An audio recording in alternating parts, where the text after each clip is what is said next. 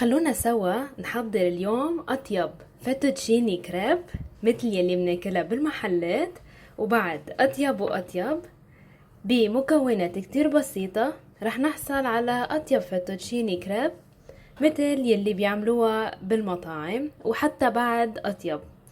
يلا خلونا نبلش وصفتنا الغير شكل سوا. أول شي رح اخد البيض ورح اضيف فوقهم رشة صغيرة من سكر الفانيليا او الفانيليا السائلة،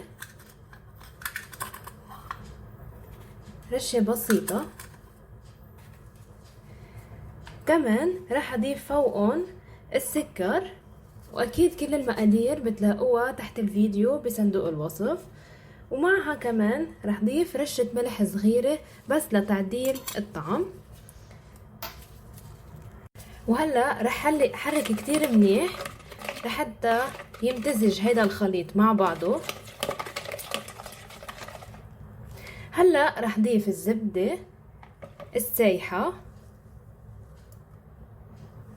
وراح اضيف كمان مع كوب كبير من الحليب، كوب. وراح حرك كتير منيح.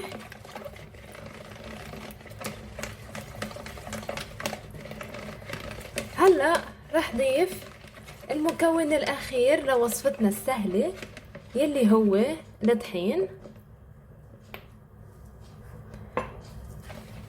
رح حرك كتير منيح لحتى يبطل عنا اي تكتلات.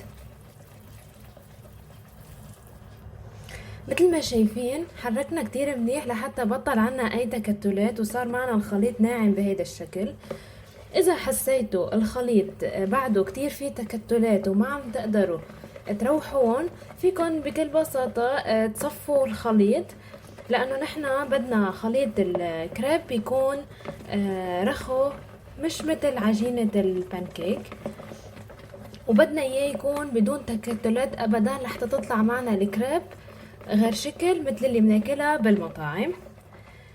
هلا هاي الكريب صارت عنا جاهزة. هلا رح نروح على النار لحتى نبلش نخبزها على النار. هلا من بعد ما نحمي الطواية، انا عبيت خليط الكريب ببريق لحتى اقدر كيل فيه. رح اجيب كوب، اي كوب عندكم اياه، ورح صب نص معيار نص كوب، هو حتكون كل كريب عنا بهيدا الشكل بأسهل طريقة. فيكم بكل بساطة إذا ما عندكم الأكواب المعيارية يلي تشتروها، بكل بساطة فيكم تعملوا أطيب كريب. كل نص كوب تعملنا وحدة كريب. هلا بس لحتى ننطرها لحتى نشوفها بلشت تنشف من فوق، يعني صارت جاهزة انه نقلبها على الميلة التانية. شايفين بس تبلش تعمل بهيدا الشكل يعني صارت جاهزة لحتى نقلبها. شايفين ما احلاها، لونها ذهبي بتجنن. هلا بدها دقيقتين، واكيد بحب شير لشغلة هون انه اوعى تقووا النار، لان دغري دغري بتحترق لانها رقيقة كتير. يعني ما بدها الا دقيقتين ورح تكون جاهزة. من بعد ما خلصناهم طلعوا معنا بهيدا الشكل. شايفين؟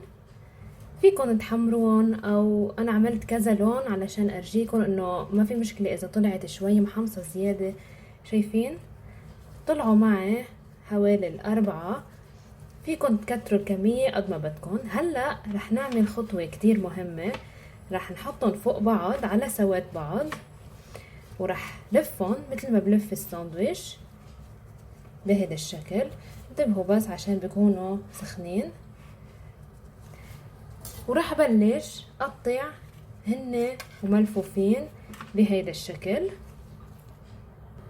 راح قطعها كلياتها بنفس الطريقة مثل ما شايفين.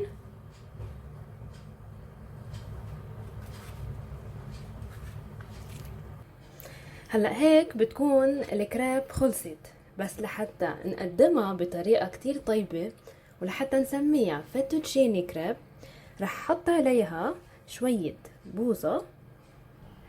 حبيت حط عليها بول فانيليا ايس كريم، وكمان حبيت زينها بشوية شوكولا. كمان هيدا الشي انتو فيكن تتحكموا فيه مثل ما بدكن.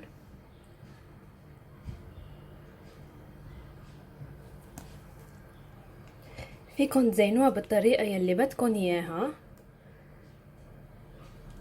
حبيت هيك زينها مثل المحلات لحتى اجيكم انه كل شي فينا نعمله بالبيت بطريقة كتير سهلة وبنفس الوقت طيبة. انا بحب كتر شوكولا عشان هيدي الاكلة كتير طيبة مع الشوكولا. هيك بتكون وصفتنا لليوم خلصت، فيتوتشيني كريب على طريقتي الخاصة. واذا حبيتوا الفيديو لليوم بتمنى تعملوا سبسكرايب ولايك، واذا عندكم اي تعليق بهمني اعرفه كمان بكومنت، وكمان ما تنسوا تعملوا لي فولو على الانستغرام. وانا بشوفكم بوصفة بعد اطيب واطيب. ميرسي.